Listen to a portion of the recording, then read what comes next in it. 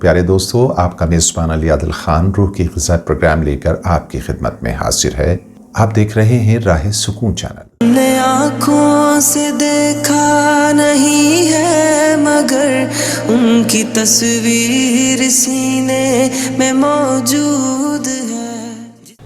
تو سفر پر نکلو، ورنہ تم نسل پرست بن کر رہ جاؤ گے اور تم اسی یقین و گمان کے دائرے میں مقید رہو گے کہ گویا صرف اور صرف تمہاری چمڑی کا رنگ، نسب و نسل اور کنبہ و خاندان ہی اعلیٰ اور حق پر ہے، اور یہ کہ بس تمہاری ہی زبان رومانوی اور شفاف ہے، اور بس تم ہی اولین تھے اور تم ہی اول رہو گے۔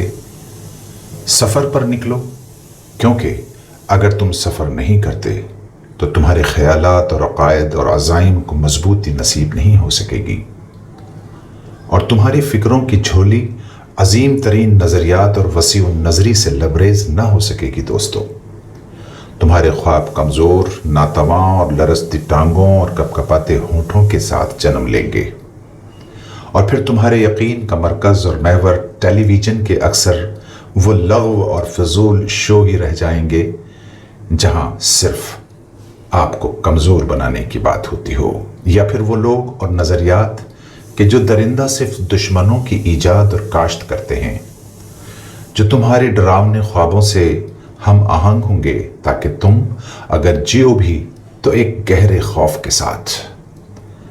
لہٰذا سفر پر نکلو، کیونکہ سفر تم کو بغیر اس تفریق کے کہ ہم تو ایک مخصوص خطے کے باسی ہیں، تمہیں ہر عام و خاص کو صبح بخیر کہنے اور سلام میں پہل کرنے کی طاقت سے سرشار اور ہمکنار کر دے گا۔ لہٰذا سفر پر نکلو، کیونکہ سفر اس فرق کے بغیر کہ ہم جو کینہ اور بغض، حسد و غیبت کے اندھیرے اپنے من میں لیے پھرتے ہیں، ہر ایک کو شب بخیر کہنے کی غنایت اور وسیع النظری سے سرفراز کر دے گا یہ سفر۔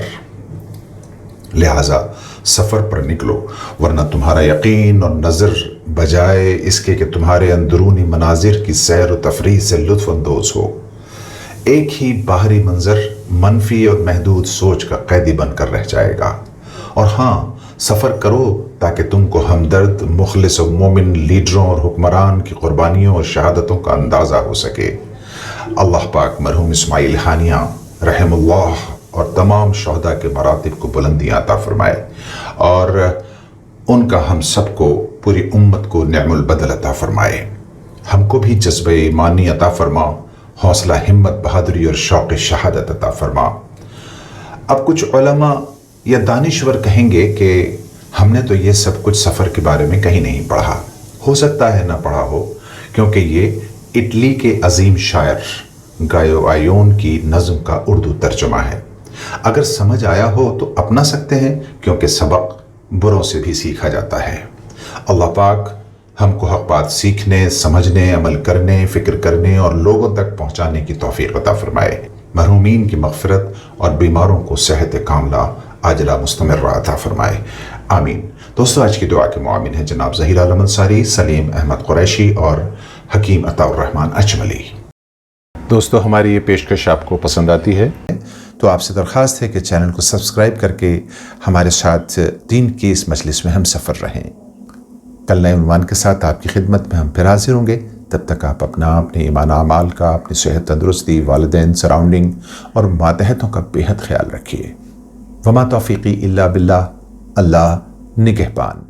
وہ محمد مدینے